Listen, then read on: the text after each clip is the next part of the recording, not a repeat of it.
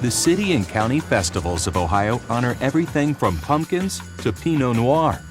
But they all have a lot in common: warm people, fun food, and usually hot weather. But up in Medina, they do things a little differently. They wait until February of each year to hold their Medina Ice Festival. The reason why is Chef Richard Alford and his most accomplished student, Aaron Kostick. I lived in Medina for a long time. I went to high school in Medina. After I went to high school, then I went to the University of Akron and got into the culinary program, where I met Chef Richard Alford, the best teacher I've ever had in my life, fantastic guy, and he got me into ice carving. The story of Aaron. I taught him the basics and I got him into competitions, and he started winning. He was very fortunate because his grandfather was a cabinet maker, and he learned the skill of making things and putting things together.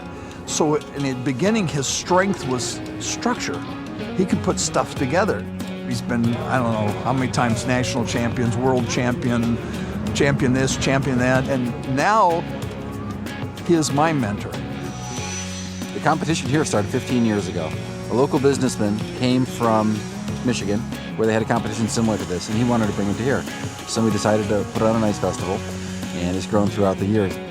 Richard Alford's been here since the very beginning, and we've got a whole bunch of carvers that are interested in competing. Most of the students that are here from the University of Akron are culinary arts majors. Our chef, Chef Richard Alford, is the one that got us into ice carving. The new crop of ice carvers that compete in the Medina Ice Festival every year is what keeps the competition fresh, as the combination of raw talent and fragile material makes for some eye-catching entertainment. Experience is really important in ice sculpting. The more experience you have, the more you understand how to deal with different situations. Like yesterday, it got a little bit warmer. You have to know what to do, how to react to that. Well, I hope that sun stays away. The sun's the worst thing. It crystallizes the ice. Terrible. If we came out here and it was 10 degrees out, you'd have to react differently. You'd have to change some things. So you only have 3 hours. You don't have all week to make these sculptures. So you have to understand how to make those adaptations quickly in order to make your sculpture look exactly the way you want it to. The main problem that you have to worry about with ice carving is your own mentality. You have to have a lot of patience. It takes a lot of determination. You got to keep your temper in check because stuff does go wrong. And normally if you get angry when something goes wrong, you're just going to make it worse. So you really got to be in the zone when you do the ice and be able to visualize your piece and just have the right mentality to do it. Seeing the wide variety of sculptures at the Ice Festival, you might wonder, can anything be an ice sculpture? We like to stay away from human faces. There tends to be far too much detail, and if you're a slight perfectionist, you'll end up just ruining your piece from, tweaking here, tweaking there, and it won't ever look like a face. So animals are a good subject, especially for crowds. Everybody can automatically identify with what it is. If you go move into more abstract pieces like what we see at national competitions, people see it and it's just a pile of ice to them and they really don't look at it. But we can all recognize, no, this is an eagle behind us, and it's more of a crowd pleaser. It must have been a judge pleaser as well, as the eagle was the winning entry in the individual ice carving competition. I took first place in the collegiates and overall for the Medina Ice Festival. I've been carving for over 6 months, and I didn't expect to get first in the beginning because there were very good carvers. It was a really close competition. I think they really liked the wings, and with the weather, the fusions that I did were kind of like really out there. It was difficult. The base on the backside, it's really thin, so it looks like it's kind of like almost flying a little bit, and it was a little bit risky to do, but they like that. What we look for when we're judging an ice carving is a number of different categories. One of them is structural technique. How well has the ice been frozen together, and how much is it, how delicate is it? Another thing we look for is detail.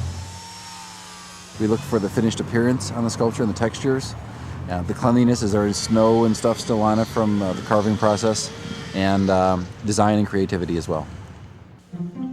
At the Medina Ice Festival, you can learn a lot about ice carving just by watching. About the tools of the trade. Some of the more interesting things that people may not expect us to have in our tool arsenal would be a household iron. We use that to heat up aluminum that helps us freeze ice together. And we also use a blowtorch to clean the carving at the end. And then on top of that, we have a bunch of traditional tools, including chainsaws, chisels, die grinders, sanders, pretty much a whole arsenal of tools. About the challenges. Most of it has to do with the fusion. When you're freezing the ice together at different temperatures, you have to use different techniques. You have to be aware of what techniques work in which conditions. And when it's colder, you can't apply the heat to the ice or it'll shatter the ice, so you have to use a different technique then. And about its special appeal. What's not to love? I mean, I'm an old broken down jock.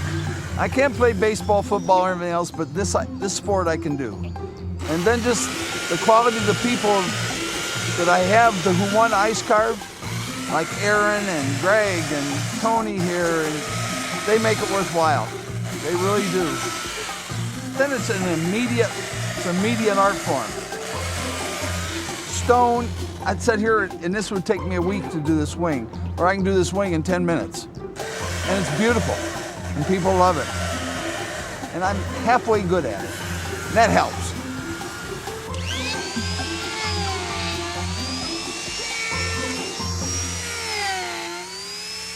And if you need a break from standing out in the snow to watch people standing around cutting ice, there's a lot of nice warm places all around the square to pop into. It is a real nice community event. Families come out, they spend the day here a lot of times. They'll get their picture taken with their head inside of an ice sculpture. You know, it's really it's a nice event for the whole family to come and spend the day in the square. We get a nice following, and it seems to have that not Christmassy atmosphere, but you know, everyone's all bundled up. You got hot chocolate, and you get to come out and watch people ice carve, and it's kind of a nice atmosphere out here.